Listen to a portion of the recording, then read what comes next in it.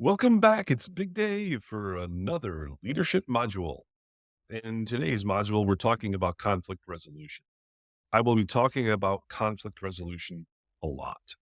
In today's environment, conflict is going to happen.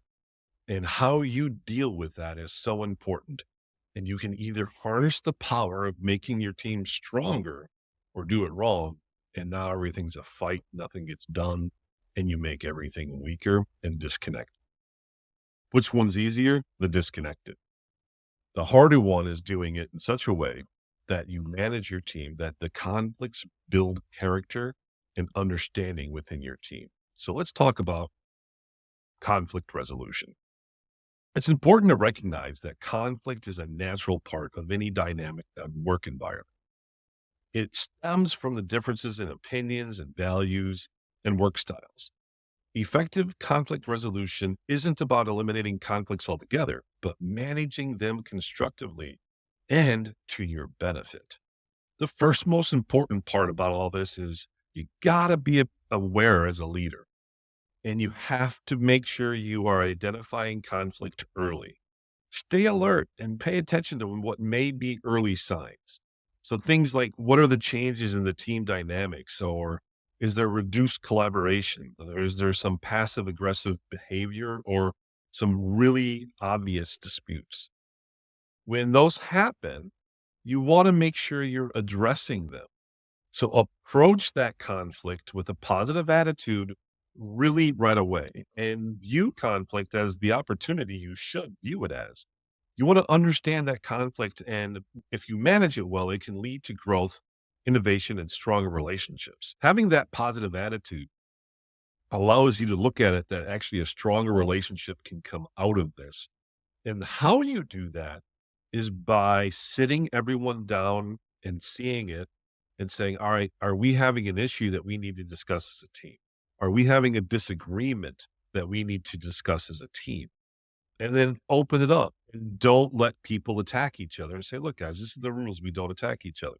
And it doesn't always go well, but doesn't mean you don't have follow up one on ones and follow up as a team. You do not give up on conflict resolution. People do not have to like each other, but they have to respect each other and they have to do good work with each other. Very important. You as a leader really need to make sure you're also staying neutral in all of this. So when there's a conflict, avoid the preconceived notions about who is right or wrong.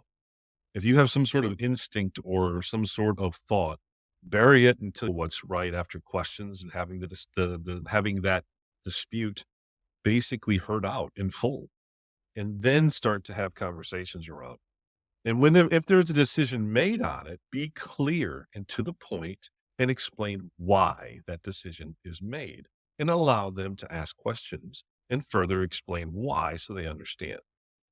If you do this simple thing right there, right, it will just make your group grow. And it won't happen overnight. This isn't something that just goes from, hey, I just had a nice little talk with one person. No, it's over time.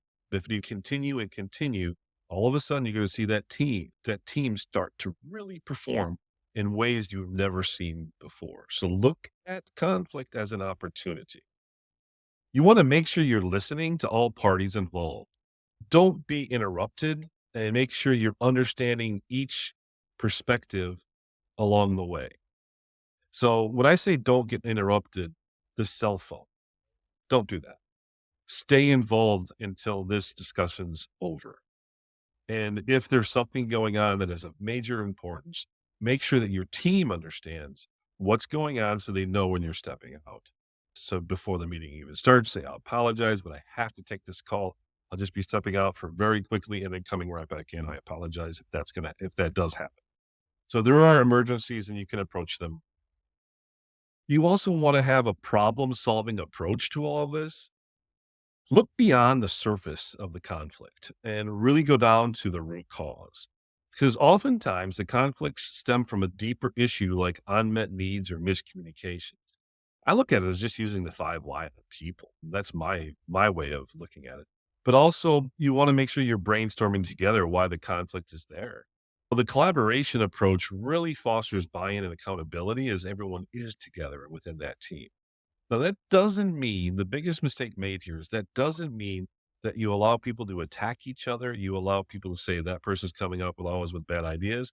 Remember, you bring everyone back to respect, and you, as a leader, have to show that. You want to make sure that you are monitoring resolutions.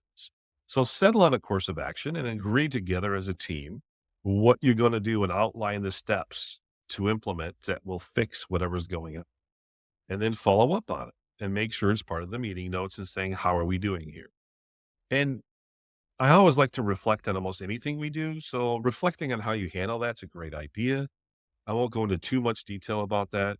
And also recognize when to escalate something is a really important one because I always talk about what best practices are, but in the world of business, exceptions happen. And there may be times where resolution just isn't going to be as someone's just not going to be a team player. And that's when you get immediate help from HR. Separate whole dialogue than what this is, but that's where that help comes from. So, effective resolution really is a critical leadership skill that requires practice, and man, does it require patience. And you make sure you have to have a deep understanding of human dynamics. Remember, the goal is not to win conflicts, but resolve them in a way that strengthens your teams and your relationship as a whole with your team. By embracing these strategies, you'll not only resolve conflicts more effectively, but also foster a culture of respect, collaboration, and continuous improvement. As a leader, your ability to navigate and resolve conflict will be a testament to your strength, wisdom, and commitment to your team's success. Embrace conflict, see it as the opportunity it is. Big Dave out.